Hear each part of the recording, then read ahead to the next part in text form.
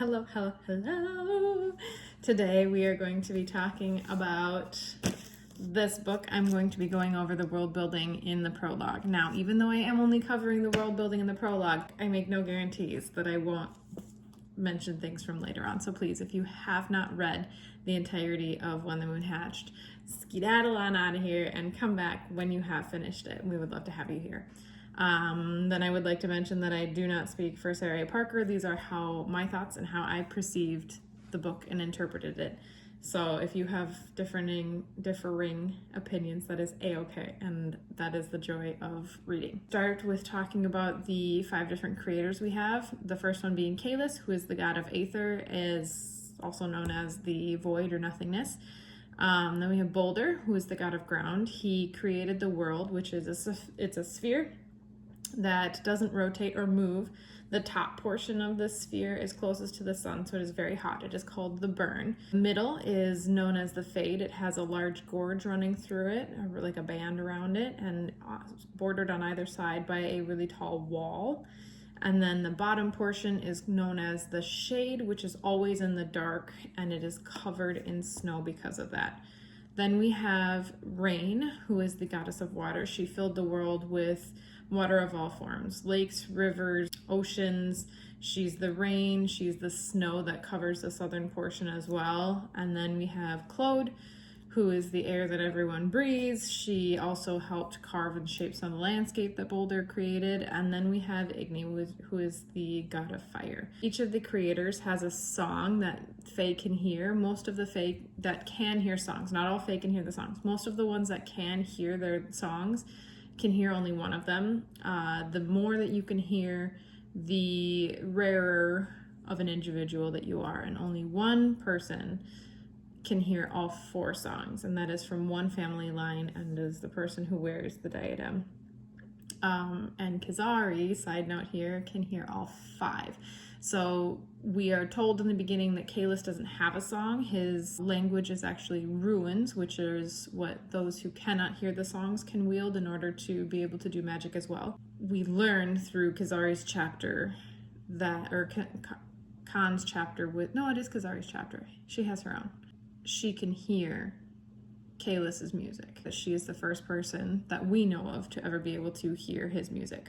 3 breeds of dragons, the saber size, who come from the top of the world. They come from the burn. They have scales, spikes, and tusks on their faces. Their colors tend to lead toward warmer tones, reds, bronzes, oranges, yellows. They cannot survive in the shade. It is too cold for them.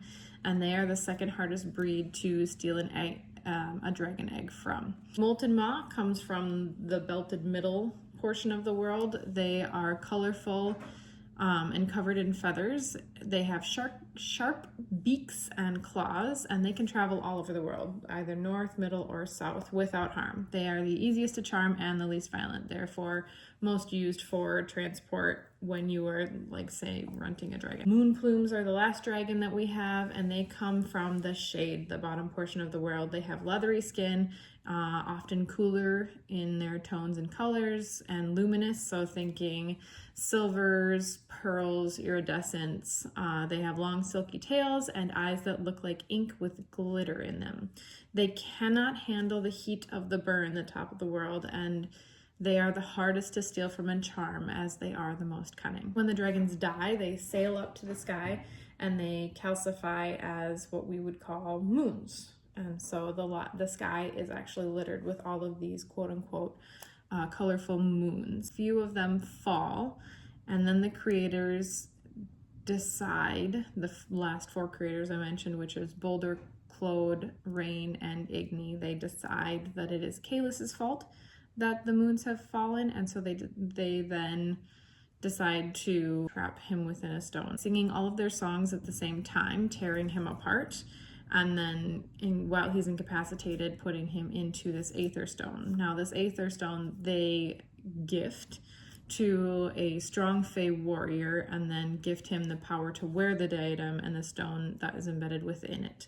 This diadem stone is to be passed down through generations of this family line to keep Kalis trapped. I believe the power that they gave him is the power to hear all 4 creators. Noteworthy that the crown cannot be removed once it is placed on the bearer's head. It uses their life force and their energy to the stone intact and keep Kalis inside the stone. The only way that you can replace the diadem is if you die. And then you can take it off of the body of the person who has passed and put it onto the next individual in line who can hear all four creators. As they were trapping Kalis in the stone, a piece of his cloak was ripped off, and that left a string around the world. This is what we know as the aurora. The aurora spins around the world. So as it rises and sets is their day, and while it is on the other side of the world, it is their night.